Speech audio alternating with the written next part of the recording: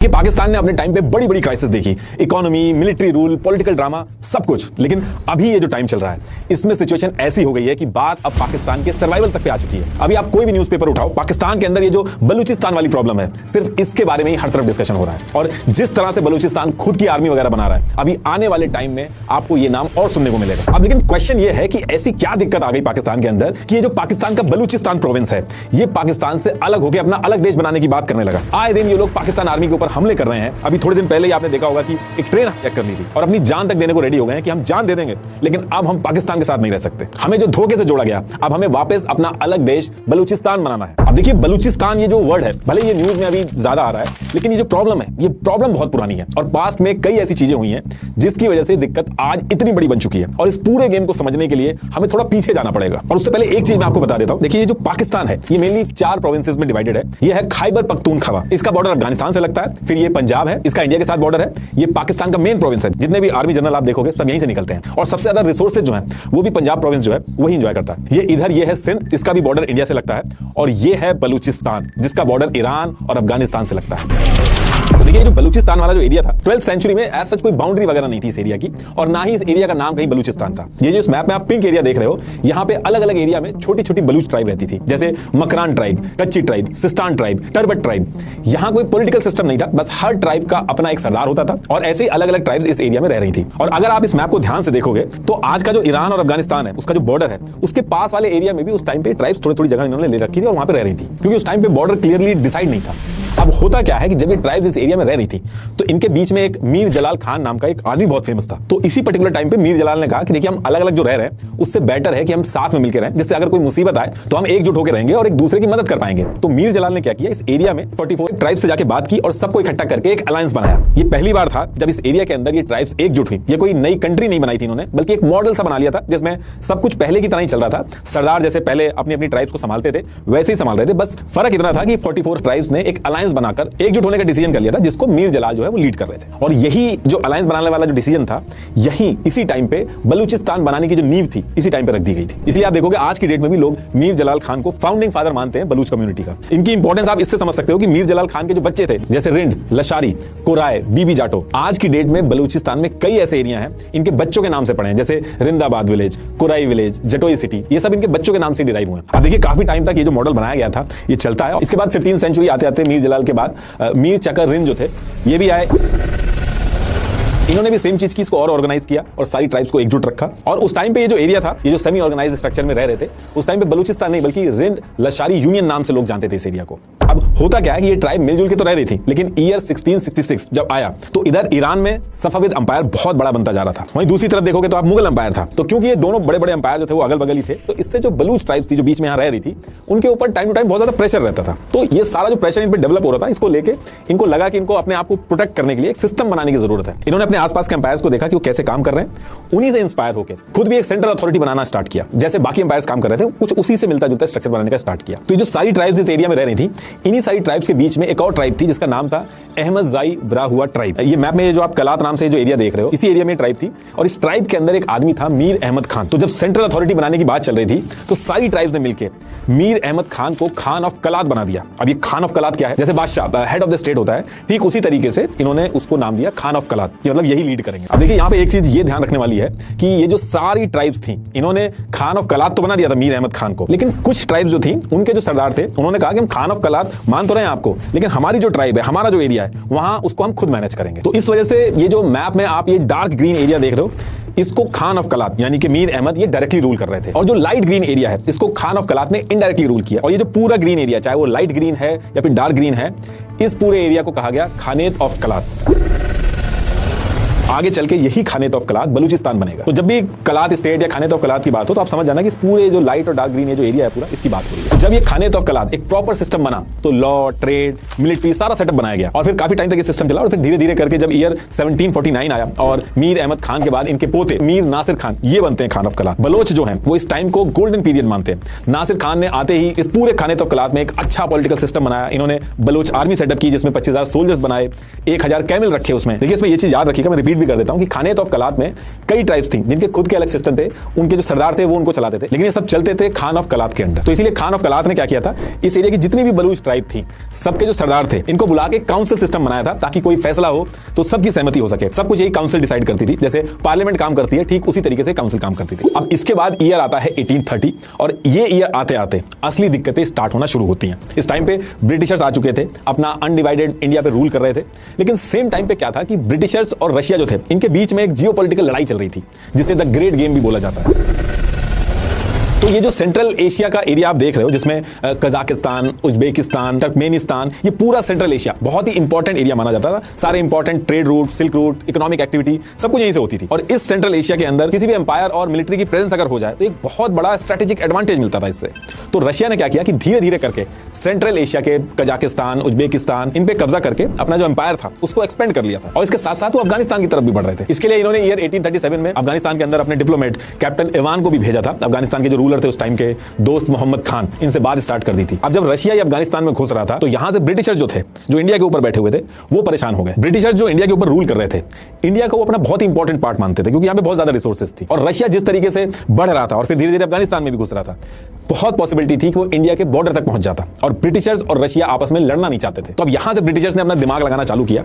उन्होंने ये सोचा कि अगर इंडिया और रशिया के बीच में एक बफर जोन होना चाहिए, अगर ये नहीं हुआ तो बहुत बड़ी दिक्कत खड़ी हो जाएगी, और जो भी कंट्री इस बफर जोन में हो वो हमारे हिसाब से चले, और अगर ये चीज कर ली तो रशिया इंडिया तक पहुंच ही नहीं पाएगा। तो इसके लिए ब्रिटिशर्स ने प्लान ये बनाया था कि अफगानिस्तान पे रशिया से पहले पहुंच के हम लोग हमला कर देंगे, और अफगानिस्तान का जो रूलर है दोस्त मोहम्मद खान, इसको हटा के और अपना जो पपेट रूलर है शाह सूजा, इसको अफगानिस्तान का रूलर बना देंगे, जिससे होगा ये कि अफगानिस्तान के ऊपर रशिया से ज्यादा ब्रिटिशर्स का कंट्रोल रहे, उनका इन्फ्लुएंस रहे। अब अफगानिस्तान पे अगर हमला करना और अपना रूलर बैठाना है तो इंडिया से ब्रिटिशर्स को अपनी आर्मी अफगानिस्तान में पहुंचानी पड़ेगी, और उसके लिए एक रूट चाहिए होगा। तो एक रूट तो ये इधर से नॉर्दर्न रूट पेशावर और खैबर के पास के थ्रू जाता था, लेकिन सिख अंपायर था उस टाइम। तो जब ब्रिटिशर्स इस एरिया से अपनी आर्मी ले जाने को कह रहे थे, तो सिख अंपायर के जो राजा रंजीत सिंह जी थे, उन्होंने साफ मना कर दिया कि जो ब्रिटिश आर्मी है वो हमारी धरती से ऐसे रास्ता बना के नहीं जाएगी। तो जब सिख अंपायर वाला ऑप्शन सही नहीं पड़ा ब्रिटिशर्स के लिए, तो यहां से इनकी नजर पड़ती है खानेत ऑफ कलात, जिसको कलात स्टेट भी बोलते थे उस टाइम पे कुछ लोग। तो ब्रिटिशर्स ने प्लान बनाया कि वो इंडिया से बोलन पास, क्वेटा, चमन ऐसे करके अफगानिस्तान पहुंचेंगे,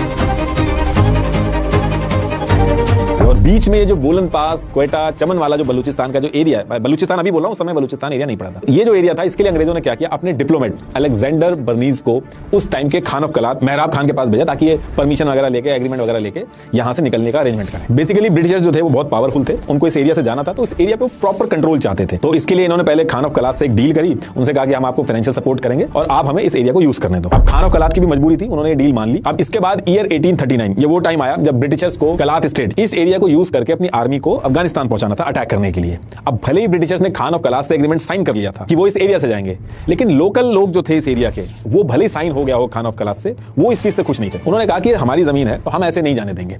तो उन्होंने खान ऑफ कलात ने जो एग्रीमेंट किया था उसके अगेंस्ट जाके ब्रिटिश आर्मी पे छोटे छोटे अटैक कर दिए। अब जब ये अटैक हुए तो ब्रिटिशर्स को लगा कि ये जो मेहराब खान है ये तो अपने लोगों को अटैक करने से रोक ही नहीं पा रहा है, और साथ में इनको ये भी डाउट हुआ कि क्या पता मेहराब खान जानबूझ के ना रोक रहा हो, वो चाह रहा हो कि ऐसे अटैक होते रहे। इसके साथ साथ एक डाउट ये भी था मेहराब खान के ऊपर कि शायद ये अफगानिस्तान से भी इसके कुछ लिंक है। तो कुल मिला के ब्रिटिशर्स को ये लग रहा था कि भले ही मेहराब खान ने एग्रीमेंट साइन कर दिया हो, लेकिन ये पॉसिबिलिटी है कि पीछे से खुद ही अटैक करवा रहा हो। तो ब्रिटिशर्स ने गुस्से में नवंबर 1839 में कलात स्टेट, इस पे अटैक करके मेहराब खान को मार दिया, और जो मेहराब खान का एंटी था शाह नवाज खान, उसको खान ऑफ कलात बना दिया, जो ब्रिटिशर्स के हिसाब से चलता था। अब इसके बाद ब्रिटिशर्स को यह समझ में आ गया था कि अगर इस पूरे एरिया को रशिया से बचा के बफर जोन बनाना है तो कलात स्टेट के इस रीजन को अपने कंट्रोल में रखना होगा। ब्रिटिशर जो थे पूरे कलात स्टेट को अपने अंडर में लेने के लिए इंटरेस्टेड नहीं थे, क्योंकि उस टाइम पे दूर दूर तक खाली लैंड थे, रिसोर्सेज इतने थे नहीं, और किसी भी लैंड को अपने अंडर में लेने में बहुत सारी आर्मी वगैरह लगानी पड़ती है, तो वो इस चीज में इंटरेस्टेड नहीं थे। तो उन्होंने क्या किया, कलात स्टेट जो था इसको दो पार्ट में डिवाइड कर दिया।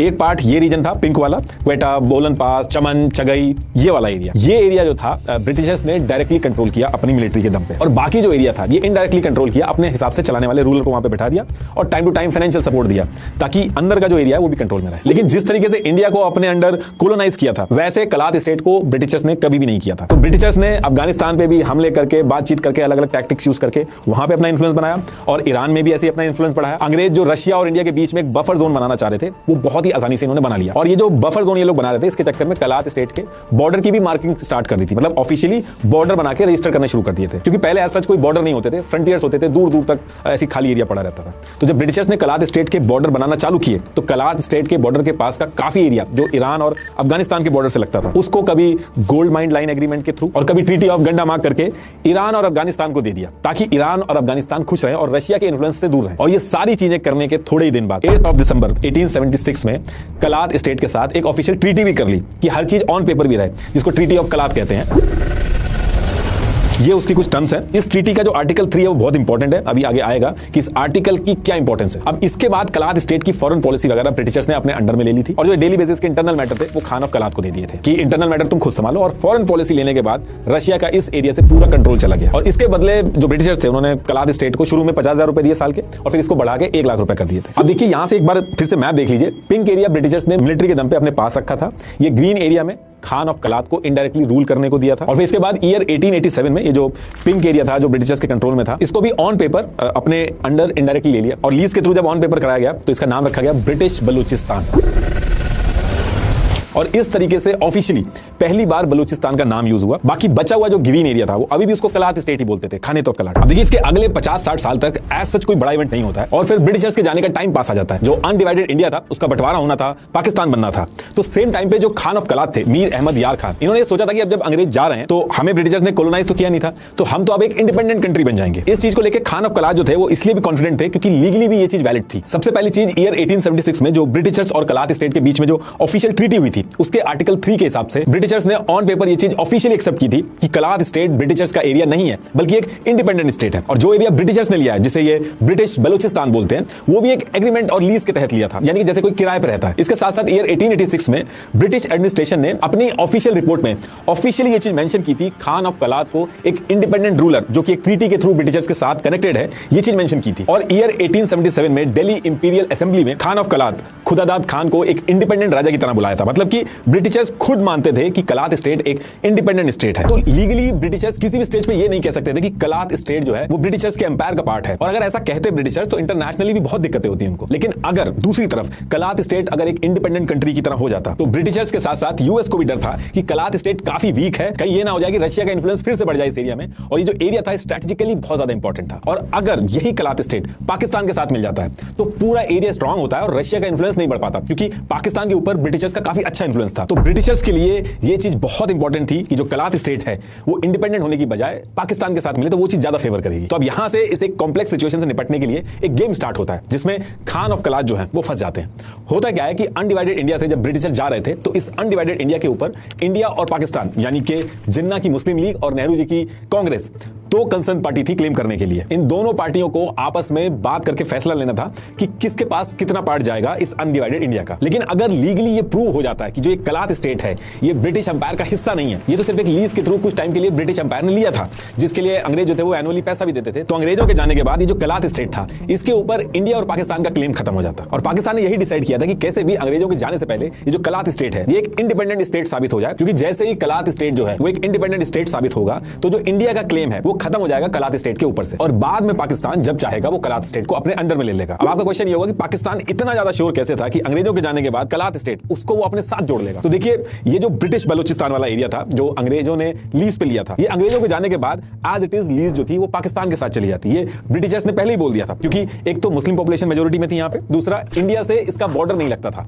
तो ये पिंक वाला जो ब्रिटिश बलूचिस्तान वाला एरिया था ये अंग्रेजों के जाने के बाद जो लीज चल रही थी उस लीज को as it is Pakistan continue करता। जो आप लाइट ग्रीन वाला एरिया देख रहे हैं जिसके सरदार कलात स्टेट से जुड़े थे लेकिन अलग अलग अपने अपने रीजन खुद चलाते थे। और ये जो सरदार थे इनसे जिन्ना ने अच्छी बॉन्डिंग कर ली थी। जिन्ना ने कहीं ना कहीं ये जो सरदार थे इनको कन्विंस कर लिया था कि अंग्रेजों के जाने के बाद पाकिस्तान एक इस्लामिक देश बनेगा और अगर आप पाकिस्तान के साथ जुड़ोगे तो पहली चीज तो आपको अपनी ऑटोनॉमी मिलेगी, बाकी आपकी आइडेंटिटी और कल्चर जो है वो पाकिस्तान के साथ जुड़ के ज्यादा सही से चलेगी। और सरदार जो थे वो कहीं ना कहीं इन्फ्लुएंस हो रहे थे जिन्ना की इस बात से, क्योंकि कलात स्टेट जो था ये जो डार्क ग्रीन वाला जो एरिया है इनके जो लीडर थे वो आजादी के बाद कलात स्टेट को एक सेकुलर देश बनाने की बातें कर रहे थे। तो इन सब चीजों से जिन्ना को यकीन था कि एक बार इसको इंडिया के इन्फ्लुएंस से लीगली दूर कर दो, उसके बाद जो कलात स्टेट होगा उसको अपने अंडर बड़े आराम से ले लिया जाएगा। और क्योंकि पाकिस्तान की ये चीज ब्रिटिशर्स को भी सूट कर रही थी तो ब्रिटिशर्स भी इनडायरेक्टली कहीं ना कहीं इसके फेवर में थे। तो इसके बाद जिन्ना ने क्या किया, खान ऑफ कलात की जो बात थी कि एक इंडिपेंडेंट देश की तरह इसको होना चाहिए जब अंग्रेज चले जाए, इसको सपोर्ट किया। जिन्ना ने कहा कि कलात स्टेट जो है उसका ब्रिटिशर्स से कोई लिंक नहीं है, उन्होंने बस एक लीज और ट्रीटी कर रखी है, इसलिए कलात स्टेट को एक इंडिपेंडेंट कंट्री होना चाहिए। अब जिन्ना की इस चीज को सुन के खान ऑफ कलात जो थे वो बहुत खुश होते हैं कि ये अकेला आदमी है जो मेरे को सपोर्ट कर रहा है। अब जिन्ना जो थे वो लॉयर भी थे, तो खान ऑफ कलात मीर अहमद यार खान ने ईयर 1946 में जिन्ना को पूरे कलात स्टेट का एक लीगल एडवाइजर बना दिया। खान ऑफ कलात ने जिन्ना को यह रिस्पॉन्सिबिलिटी दी कि कलात स्टेट को एज एन इंडिपेंडेंट स्टेट होना चाहिए, इस केस को अंग्रेजों के सामने आप रिप्रेजेंट करोगे। और जैसे ही जिन्ना को लीगल एडवाइजर बनाया गया तो जिन्ना ने मार्च 1946 को एक मेमोरेंडम बनाया जिसमें सारी चीजें मेंशन करी उन्होंने कि कलात स्टेट ब्रिटिशर्स के साथ ट्रीटी और लीज एग्रीमेंट के साथ जुड़ा है, और रेफरेंस भी ऐड किए पूरी ट्रीटी के। और इस मेमोरेंडम में डिमांड करी गई कि ब्रिटिशर्स जब जाए तो कलात स्टेट जो है वो एक इंडिपेंडेंट स्टेट होना चाहिए। और ये सारा कुछ बना के ब्रिटिशर्स के जो कैबिनेट मिशन था उसको सबमिट कर दिया गया। और जब ये मेमोरेंडम सबमिट हुआ तो ये डिस्कशन स्टार्ट हो गया कि ये जो कलात स्टेट है ये ब्रिटिशर्स के जाने के बाद इंडिपेंडेंट रहेगा। और फिर इसके बाद ब्रिटिशर्स ने जो सोचा था कि ब्रिटिश बलूचिस्तान वाला जो एरिया जो लीज पे ले रखा था खान ऑफ कलात से, उसको जाते टाइम पाकिस्तान को देंगे, तो उसके लिए भी ब्रिटिशर्स ने काम स्टार्ट कर दिया। ब्रिटिशर्स ने क्या किया, 29 जून 1947 को इस एरिया की सासी जिरगा ट्राइब थी, जो कि ये कोई इलेक्टेड बॉडी नहीं थी, लेकिन ब्रिटिशर्स ने इनको अपॉइंट कर रखा था अलग अलग काम के लिए, तो कहीं ना कहीं लोग ब्रिटिशर्स के लॉयल थे, इनके हिसाब से चलते थे। इनको बुलाया और इस एरिया के जो ब्रिटिश बलूचिस्तान वाला एरिया था यानी कि क्वेटा वाला जो एरिया था, इसके म्युनिसिपैलिटी के नॉन ऑफिशियल मेंबर्स भी बुलाए और एक वोटिंग करा दी कि ब्रिटिश बलूचिस्तान को कहां पे जोड़ना चाहिए। अब इस वोटिंग को लेकर कलात स्टेट की जो लीडरशिप थी ये बहुत ज्यादा गुस्से में हुई कि आपने किसी भी कलात की लीडरशिप को इन्वॉल्व नहीं किया, कोई रेफरेंडम नहीं कराया और पूरे स्टेट में बिना पूछे वोटिंग कराई। और इस वोटिंग का जब रिजल्ट आया तो ये डिसाइड हुआ कि ब्रिटिशर्स के जाने के बाद ये जो एरिया है जो ब्रिटिशर्स ने लीज पे लिया है ब्रिटिश बलूचिस्तान वाला, ये एज इट इज पाकिस्तान को चला जाएगा। अब इस चीज को लेकर जो बलूच ट्राइब थी, जो कलात रीजन वाला जो एरिया था, इसको बहुत अपोज किया। उन्होंने कहा कि अंग्रेजों ने तो लीज कर रखी थी, वो इस एरिया के कोई ओनर तो थे नहीं, तो उनका क्या हक बनता है कि वो इस एरिया को पाकिस्तान के साथ भी लीज पे दे दे। तो जब ये सारी बातें चल रही थी तो इसके बाद फिर डेट आती है 4 अगस्त 1947। इस दिन कलात स्टेट इंडिपेंडेंट होना चाहिए, इसको लेके हर तरफ बात तो हो ही रही थी। और इसी दिन लॉर्ड माउंटबेटन, जिन्ना और खान ऑफ कलात एक राउंड टेबल कॉन्फ्रेंस करते हैं और यहां से ये डिसाइड होता है कि कलात स्टेट जो है, जो ईयर 1838 का स्टेटस था, वही स्टेटस रहेगा कलात स्टेट का, यानी कि कलात स्टेट जो है वो इंडिपेंडेंट रहेगा। अब ये जो सबने मिलकर डिसीजन बनाया, इसको लेकर खान ऑफ कलात तो बहुत ज्यादा खुश हुए। इन्होंने कहा कि काम और कर दीजिए, एक रिटर्न एग्रीमेंट भी कर लेना चाहिए कि कलात स्टेट जो है वो इंडिपेंडेंट रहेगा। अब इस रिटर्न एग्रीमेंट को लेकर तो पाकिस्तान के लिए दिक्कत हो जाती, तो ब्रिटिशर्स ने इंडिपेंडेंट कलात स्टेट के लिए डिक्लेरेशन तो दे दिया लेकिन रिटर्न एग्रीमेंट पे साइन नहीं किया। उन्होंने ये कहा कि अब इसका कोई मतलब नहीं रह गया। इसके बाद खान ऑफ कलात ने ये कहा कि आप एटलीस्ट पब्लिक अनाउंसमेंट कर दीजिए, लेकिन ब्रिटिशर्स ने उसके लिए भी मना कर दिया। और फिर खान ऑफ कलात ने इसको बहुत बड़ा इशू नहीं बनाया कि हमारा जो एरिया है, हमारा जो कल्चर है, हमारी आइडेंटिटी है, अब वो एक इंडिपेंडेंट देश में रहेगी। और सेम डे यानी कि 4 अगस्त 1947 को कलात स्टेट और पाकिस्तान के जिन्ना ने एक स्टैंड स्टिल एग्रीमेंट साइन किया। इस एग्रीमेंट में पाकिस्तान ने ऑफिशियली कलात स्टेट को एक इंडिपेंडेंट स्टेट माना और जैसे ये हुआ अब यहां से इंडिया का रोल खत्म हो जाता है। और ये स्टैंड स्टिल एग्रीमेंट की जो डेट है, आप अगर इंटरनेट पे देखोगे तो कहीं पे 11 अगस्त भी लिखा होगा, लेकिन 11 अगस्त को अनाउंसमेंट हुई थी, एक्चुअल में 4 अगस्त को ही ये साइन हुआ था। तो पाकिस्तान इस चीज को लेकर बहुत खुश था क्योंकि उसने स्टैंड स्टिल एग्रीमेंट साइन कर लिया था और इसकी वजह से इंडिया जो है इस पूरे गेम से बाहर हो गया था। वरना अगर ये एग्रीमेंट साइन नहीं होता तो वही कश्मीर वाली जैसी सिचुएशन इंडिया और पाकिस्तान के बीच में फिर से बन सकती थी। अब इसके बाद अंग्रेजों के जाने के बाद जैसे 15 अगस्त 1947 इंडिया को आजादी मिली, पाकिस्तान अलग स्टेट बना, same day Khan of Kalat Mir Ahmad Yar Khan ने भी अपनी इंडिपेंडेंस अनाउंस कर दी। और फिर इस अनाउंसमेंट के करीब एक महीने बाद यानी कि 12 सितंबर 1947 को ब्रिटिशर्स ने एक छोटा सा ऑफिशियल स्टेटमेंट दिया। उन्होंने कहा कि ये जो खान ऑफ कलात मीर अहमद यार खान ने ये जो कलात स्टेट की इंडिपेंडेंस अनाउंस की है, ये कर तो दी है इन्होंने, लेकिन कलात स्टेट जो है ये इंटरनेशनल रिस्पांसिबिलिटी संभालने की सिचुएशन में नहीं है। अभी जो स्टेटमेंट है ये सुनने में तो बहुत नॉर्मल लग रहा है, लेकिन इसके बहुत मायने हैं। ये पूरा स्टेटमेंट पाकिस्तान के सपोर्ट में गया और इस स्टेटमेंट के बाद पाकिस्तान ने प्रेशर बनाना चालू किया खान ऑफ कलात पे कि पाकिस्तान से जुड़ जाओ। पाकिस्तान ने दो चीजें की, एक तो कलात स्टेट पे हमला करने के लिए तैयारी शुरू कर दी और धीरे धीरे करके आर्मी डिप्लॉय करना स्टार्ट कर दिया। और साथ में जो पहले मैंने बताया था कि कलात स्टेट के साथ जो मकरान, लसबेला और खरान वाला जो एरिया है, जिनके सरदार कलात स्टेट के साथ जुड़ गए थे, इनके लीडरों से जिन्ना ने बात करना स्टार्ट कर दिया था कि पाकिस्तान से जुड़ जाओ। अब ये सारी चीजें देख के जो खान ऑफ कलात थे, उन्होंने दिसंबर 1947 में ये तुरंत ब्रिटिशर्स के पास गया कि ये जो पाकिस्तान है ये हमारे साथ जुड़ने के लिए बोल रहा है, हम पे हमला करने की प्लानिंग कर रहा है, तो हमें भी मिलिट्री सपोर्ट चाहिए। लेकिन ब्रिटिशर्स ने साफ मना कर दिया। इसके बाद खान ऑफ कलात जो थे वो अफगानिस्तान के पास गए, यहां तक कि इंडिया के पास भी गए, लेकिन अफगानिस्तान और इंडिया ने भी सपोर्ट करने से मना कर दिया। और फिर जनवरी 1948 की स्टार्टिंग में पाकिस्तान ने मकरान, लसबेला और खरान के जो लीडर थे इनसे बात करी, एक डील करी, जिसमें यह हुआ कि पाकिस्तान जो है इनको फाइनेंशियल सपोर्ट देगा, इनके जो सरदार हैं उनको स्टेट हेड बनाएगा पाकिस्तान का, इनके कल्चर और आइडेंटिटी को कभी भी नहीं छेड़ेगा। ये सारी चीजें बोलने के बाद 17 मार्च 1948 में पाकिस्तान ने इनको जोड़ लिया। जैसे ये सारे सरदार पाकिस्तान से मिले, जो कलात स्टेट वाला जो एरिया था वो चारों तरफ से फंस गया। आप अगर इसको मैप में देखोगे तो एक लैंडलॉक एरिया की तरह बन गया, पॉलिटिकली पूरी तरीके से आइसोलेट हो गया। ब्रिटिश बलूचिस्तान जो था वो पहले से ही पाकिस्तान के पास था। ये मिलने के बाद पूरा का पूरा एरिया पाकिस्तान के पास आ गया। और फिर इसके ठीक 10 दिन बाद पाकिस्तान के मेजर जनरल मोहम्मद अकबर खान ने पाकिस्तान की आर्मी के साथ कलात में घुसना स्टार्ट किया और पाकिस्तान की नेवी के डिस्ट्रॉयर्स जो थे, वॉरशिप थी, उनको पसनी और जिवानी के जो पोर्ट्स थे वहां पे तैनात कर दिया और चारों तरफ से घेर के ये खान ऑफ कलात को कराची ले गए और यहां पे डॉक्यूमेंट पे साइन करा के पूरा का पूरा एरिया पाकिस्तान में ले लिया। और अब ये पूरा एरिया पाकिस्तान में लाके इसका नाम रखा गया बलूचिस्तान। देखिए, पाकिस्तान ने खान ऑफ कलात मीर अहमद यार खान से जबरदस्ती डॉक्यूमेंट तो साइन करा लिए थे, लेकिन इसके तुरंत बाद एक दिक्कत स्टार्ट हो गई। खान ऑफ कलात के जो भाई थे प्रिंस अब्दुल करीम, ये बहुत ज्यादा गुस्सा हो जाते हैं कि ये पाकिस्तान ने धोखा किया। तो इनके भाई अप्रैल 1948 को 100 से 150 आदमी अपने साथ इकट्ठा करते हैं, एक बलोच नेशनल लिबरेशन कमेटी बनाते हैं और गुरिल्ला वॉर स्टार्ट कर देते हैं पाकिस्तान आर्मी के खिलाफ। अफगानिस्तान के बॉर्डर के पास ये जो साउथ वेस्ट बलूचिस्तान वाला जो एरिया था, खरान हिल्स और नौच की जो पहाड़ियां थी, वहां जाके सब बैठ जाते हैं और पाकिस्तान फोर्सेस पे बैक टू बैक हमला करने लगते हैं कि हमारा जो स्टेट है उसको वापस करो। अब देखिए, भले ये लोग नंबर्स में कम थे, लेकिन पूरे एरिया के चप्पे चप्पे को लोग जानते थे, तो कितनी भी बड़ी आर्मी रहती थी उनको बहुत परेशानी होती थी इनसे डील करने में। ये एक दो लोग पहाड़ी से उतरकर हमला करते थे और फिर पहाड़ियों में ही छुप जाते थे। तो इस चीज से पाकिस्तान की नाक में दम हो गया था, कोई सोल्यूशन नहीं मिल रहा था। फिर क्या हुआ कि 8 जुलाई 1948 को इस दिन पाकिस्तान फोर्सेस ने प्रिंस अब्दुल करीम से बातचीत स्टार्ट की और कुरान की कसम खाई कि आप लोग नीचे आओ, सरेंडर करो, हम आपको माफ कर देंगे। आपकी जो बाकी ट्राइब्स है, वो जो लोग ऊपर बैठे हैं, उनको भी आप नीचे लेके आओ, कोई दिक्कत नहीं होगी, इस लड़ाई को आप बंद करो। अब ये सारे लोग ये बात सुन के नीचे आ जाते हैं, क्योंकि कुरान की कसम जो है मुस्लिम के लिए बहुत बड़ी बात होती है। लेकिन जैसे ये लोग नीचे उतरे तो ये मुकर गए। इन सब को पकड़ के इन्होंने क्वेटा और माश की जो जेल थी उसमें डाल दिया और फिर 10 दिसंबर 1948 को 10 साल की सजा दे दी इनको। जो आम बलोच है इस इंसिडेंट को अपने लिए एक बहुत बड़ा धोखा मानता है कि कुरान की कसम ऐसे कैसे इन्होंने झूठी खा ली। अब जैसे जैसे इस मुसीबत से पीछा छूटा पाकिस्तान का, तो 14 अक्टूबर 1955 को दूसरी मुसीबत खड़ी हो गई। हुआ क्या कि उस टाइम पे पाकिस्तान दो पार्ट में डिवाइडेड था, एक ईस्ट पाकिस्तान यानी कि आज का बांग्लादेश, दूसरा वेस्ट पाकिस्तान। वेस्ट पाकिस्तान के अंदर 4 प्रोविंस थे, Sindh province, NWFP province, Punjab province और बलूचिस्तान प्रोविंस। तो पाकिस्तान 1 यूनिट पॉलिसी के थ्रू ये जो वेस्ट पाकिस्तान था, इसके जो 4 प्रोविंस थे, इनको मिला के एक अकेली वेस्ट पाकिस्तान की आइडेंटिटी रखना चाहता था और पाकिस्तान ने इस 1 यूनिट पॉलिसी को इंप्लीमेंट भी कर दिया। कहने का मतलब है कि ये अलग अलग प्रोविंस जिनकी अपनी अलग अलग अथॉरिटी आइडेंटिटी थी, वो सब एक सेंट्रल अथॉरिटी से चलेगी। और ये जो सेंट्रल अथॉरिटी थे, इसमें ज्यादातर पंजाब प्रोविंस जो था उसके लीडर थे। अब ये जो 1 यूनिट सिस्टम का आइडिया था, ये डायरेक्ट थ्रेट था बलूचिस्तान के लिए। इससे दिक्कत ये थी कि बलूचिस्तान की अपनी आइडेंटिटी, हिस्ट्री, इवन कॉन्स्टिट्यूशन तक था। इस 1 यूनिट सिस्टम के आने से इनकी आइडेंटिटी खत्म हो रही थी, यहां तक कि नाम तक खत्म हो रहा था। जो ये 1 यूनिट पॉलिसी लाए थे, इससे इनका नाम वेस्ट पाकिस्तान हो गया था। तो जो बलूचिस्तान नाम था वो ऑफिशियली डिसअपीयर हो रहा था। अब इससे हुआ ये कि जो बलोच थे, जिन्होंने इसलिए मर्जर किया था पाकिस्तान के साथ कि वो अलग से अपना एक सिस्टम चला पाएंगे, वो एक सेकंड क्लास सिटीजन बन गए। पूरा का पूरा जो उनका अलग से पॉलिटिकल रिप्रेजेंटेशन था वो बचा ही नहीं। पाकिस्तान की पंजाब लीडरशिप सब संभालने लगी। तो इसको लेके पूरे बलूचिस्तान में विरोध होना स्टार्ट हुआ। बात इतनी बढ़ गई कि ईयर 1958 आते आते पाकिस्तान को इस पूरे एरिया में मार्शल लॉ लगाना पड़ा।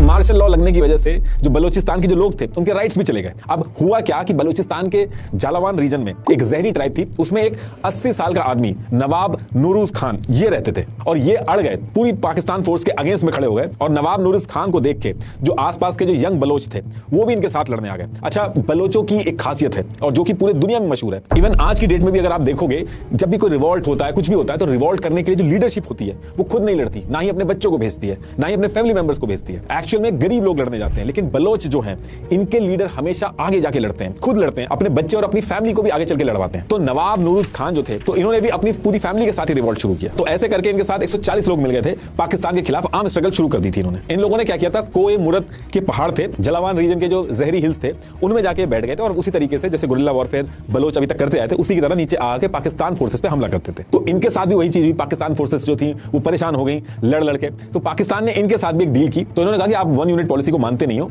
इसके लिए आप लड़ो मत, हम इसको हटा देते हैं और आप सबको माफी दे देते हैं। यहां भी इन्होंने कुरान की कसम खाई। जैसे ही नीचे आए, इनको पकड़ के जेल में डाल दिया गया और 15 जुलाई 1960 को नवाब नूरुज खान के बेटे और बाकियों के साथ फांसी दे दी गई। लेकिन इससे आम जनता और भड़क गई। पूरे बलूचिस्तान में छोटे छोटे अलग अलग ग्रुप बन गए और उन्होंने Pakistan forces, police post, railway, telecommunication, government supply line, सब पे हमला करना स्टार्ट किया। पाकिस्तान ने भी इसके जवाब में एयर स्ट्राइक वगैरह करी और जब एक डेडलॉक जैसी सिचुएशन बन गई, क्योंकि पहाड़ में चप्पा चप्पा जानते थे, पाकिस्तान फोर्सेस के लिए इनसे लड़ना बहुत मुश्किल हो जाता था, तो थक हार के 1 जुलाई 1970 में जनरल याया खान ने 1 यूनिट पॉलिसी को खत्म किया। अब जब ये पॉलिसी हटी तो 7 दिसंबर 1970 को पाकिस्तान में पहली बार जनरल इलेक्शन होने वाले थे। तो ये जो जनरल इलेक्शन होने थे, ये सारे के सारे प्रोविंस में होने थे, तो बलूचिस्तान के अंदर भी होने थे। तो बलूचियों ने क्या किया कि जो उनकी लोकल पार्टी थी जैसे NAP, JUI, इनको वोट देके जितवा दिया और सेम टाइम पे पाकिस्तान के हाथ से ईस्ट पाकिस्तान यानी कि आज का जो बांग्लादेश है वो भी निकल गया। अब जैसे ही पाकिस्तान से ईस्ट पाकिस्तान यानी कि बांग्लादेश अलग हुआ तो पाकिस्तान का पूरा कॉन्स्टिट्यूशन तो खत्म हुआ और नया कॉन्स्टिट्यूशन बनना था। तो इसके लिए बलूचिस्तान की जो लोकल पार्टियां थी एनएपी और जेयूआई जो इलेक्शन जीती थी उसके सपोर्ट की भी जरूरत थी। थोड़े दिन पहले ही बांग्लादेश अलग हुआ था तो अब पाकिस्तान थोड़ा नरमी दिखाता है। तो यहाँ पे जुल्फिकार अली भुट्टो जो थे उनको कॉन्स्टिट्यूशन बनाने के लिए जो बलूचिस्तान में जीती हुई पार्टियां थी उनका सपोर्ट चाहिए था। तो जुल्फिकार अली भुट्टो जो थे वो बलूचिस्तान की जो पॉलिटिकल पार्टियां थी उनको अपने इन्फ्लुएंस में लिया। बलोचों के सरदार अताउल्लाह मैंगल को बलूचिस्तान का सीएम बनाया, घौश बख्श जो थे उनको गवर्नर बनाया और बलूचिस्तान के जो बाकी हिस्सों में भी जो अलग अलग लोग जीते थे उनको उस एरिया का हेड बनाया। बलोच इससे बहुत ज्यादा खुश हुए और कॉन्स्टिट्यूशन बनाने में पाकिस्तान को जिस तरीके का सपोर्ट चाहिए था बलोचों की जीती हुई पार्टियों ने दिया। और ये सब निपटने के बाद जुल्फिकार अली भुट्टो जो थे वो पीएम बनते हैं पाकिस्तान के और उसके कुछ ही दिन बाद यानी कि 10 फरवरी 1973 को बलूचिस्तान की जो पॉलिटिकल पार्टी थी एनएपी उसको बैन कर दिया गया और फुल स्केल मिलिट्री ऑपरेशन चालू कर दिया गया। बलूचिस्तान के चप्पे चप्पे पे आर्मी आके बैठ गई थी। भुट्टो ने कहा कि ये जो एनएपी जो पॉलिटिकल पार्टी है बलोचियों की ये बाहर की कंट्रियों के साथ मिलकर देशद्रोह कर रही थी, प्लानिंग कर रही थी और ये जो पूरा मिलिट्री ऑपरेशन किया गया इस पूरे एरिया के अंदर हजारों लोगों की जान गई। बलोच जर्नलिस्ट जो थे, स्टूडेंट्स, एक्टिविस्ट, सरदार सब पे क्रैकडाउन चालू हो गया। अब इसके बाद जगह जगह पे बलूचिस्तान के अंदर गुरिल्ला वॉरफेयर शुरू हो गया। जैसे तैसे करके कुछ टाइम के लिए जिया उल हक ने एक बेसिक डील करी, जितने भी सरदार थे उनसे बातचीत करके गवर्नमेंट में ऊंची ऊंची पोस्ट दी गई। तो काफी टाइम तक ये चीज सही रही। लेकिन ईयर 2000 आते आते फिर से बलोचों ने एक स्ट्रॉन्ग आर्मी सेटअप किया, बलूचिस्तान लिबरेशन आर्मी BLA। ये जो BLA बलोचों ने बनाई थी ये अभी तक का इनका सबसे ऑर्गेनाइज लड़ने का तरीका था। और इसी टाइम पे पाकिस्तान में क्या हो रहा था कि बलूचिस्तान का एक स्ट्रेटेजिक एरिया था तो पाकिस्तान ने चाइना के साथ मिलकर बलूचिस्तान में एक एरिया है ग्वादर, वहां पे पोर्ट बनाने की डील कर ली। इनका प्लान ये था कि एक तो ये इंटरनेशनल ट्रेड हब बनेगा, दूसरा इंडिया को भी काउंटर करने में इससे आसानी होगी। लेकिन ये सारी चीजें देख देख के बलोच जो थे वो एकदम फ्रस्ट्रेट होते जा रहे थे। उन्होंने कहा कि एक भी बलूचिस्तानी लीडर जो था उसको कॉन्फिडेंस में लिए बिना ये जो ग्वादर पोर्ट का जो एरिया है इसको चाइनीज के साथ मिलकर इन्होंने स्टार्ट कर दिया। दूसरी चीज ये जो डील करी इसमें जो जॉब होनी थी उसमें लोकल जो बलोच कम्युनिटी थी उनको लेने की बजाय चाइनीज और पाकिस्तान के पंजाब प्रोविंस के जो लोग थे उनको रखा गया। ऊपर से इस पूरे एरिया में आर्मी का परमानेंट सेटलमेंट कर दिया गया। और इससे कुछ टाइम पहले भी बलूचिस्तान के छगई डिस्ट्रिक्ट में सोना और तांबा मिला था, 412 मिलियन टन का रिजर्व मिले थे। यहां पे भी पाकिस्तान ने चाइनीज इंजीनियर्स के साथ मिलकर काम किया था। जितना प्रॉफिट हुआ था उसमें से चाइना ने 50% लिया था, पाकिस्तान ने 48% लिया था और बलूचिस्तान के पास सिर्फ 2% आया था। तो ये सब देख के बलोच जो थे वो बहुत ज्यादा फ्रस्ट्रेट हो गए थे और इन्होंने जो BLA बनाई थी उसने बैक टू बैक हमले किए। ग्वादर पोर्ट पे वहां के जो वर्कर काम कर रहे थे, वहां का जो इंफ्रास्ट्रक्चर था, गैस पाइपलाइन और जो चाइनीज वर्कर थे सब पे हमला किया। फिर आगे चल के CPEC भी शुरू किया गया। इसमें पाकिस्तान ने चाइनीज के साथ मिलकर इसमें $60 बिलियन की इन्वेस्टमेंट की थी। प्लान ये था कि चाइना के काशगार से बलूचिस्तान के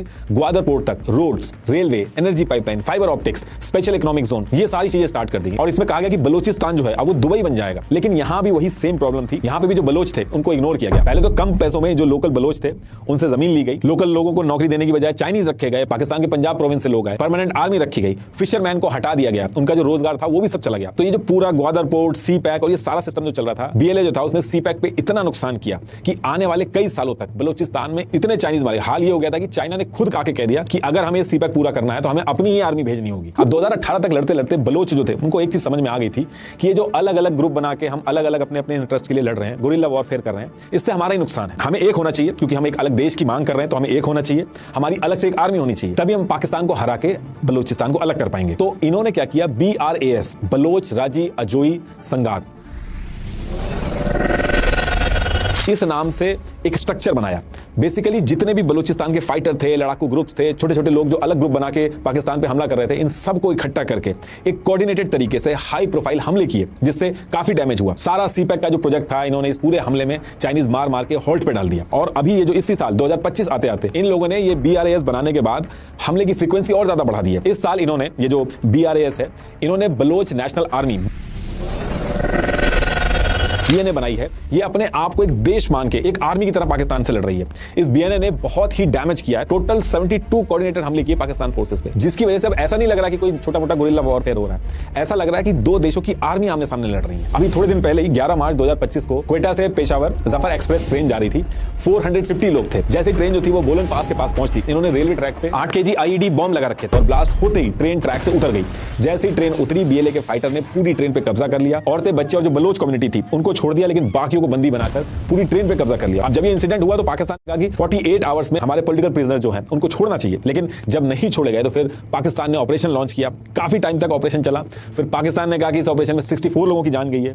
बीएलए ने कहा कि इन्होंने पाकिस्तान के 50 से ज्यादा आर्मी ऑफिसर मार दिए। अब इस हमले के बाद से हालत बहुत ज्यादा खराब हो गई इस रीजन में। इस पूरे रीजन के अंदर सिक्योरिटी बढ़ा दी गई है। पाकिस्तान ने आर्मी की प्रेजेंस बढ़ा दी है। पूरे इलाके के अंदर ड्रोन उड़ रहे हैं। और इस समय पाकिस्तान के लिए सबसे बड़ी मुसीबत ये आके खड़ी हो गई है कि उनको समझ में नहीं आ रहा है कि बलोचों से हथियारों से लड़ाई की जाए, ऐसे करके रोका जाए, या इनसे पॉलिटिकल डायलॉग्स किए जाए। और इसके साथ साथ इसमें कई और इक्वेशन भी चल रही हैं। बलूचिस्तान की जो स्ट्रेटेजिक लोकेशन है वो बहुत इंपॉर्टेंट है। इसका बॉर्डर ईरान और अफगानिस्तान से लगता है। इसमें फॉरेन प्लेयर्स भी आ चुके हैं जो बलूचिस्तान को सपोर्ट कर रहे हैं। इंडिया पाकिस्तान तो ऑलरेडी एक दूसरे के खून के प्यासे है, लेकिन यूएसए का भी नाम आ रहा है इसमें कि ईरान और अफगानिस्तान को काउंटर करने के लिए बलूचिस्तान यूएस के लिए एक बहुत ही इंपॉर्टेंट प्लेयर बन जाएगा अगर वो पाकिस्तान से अलग हो जाता है। अब देखिए अभी आगे क्या होगा ये तो टाइम ही बताएगा, लेकिन पाकिस्तान इस पर्टिकुलर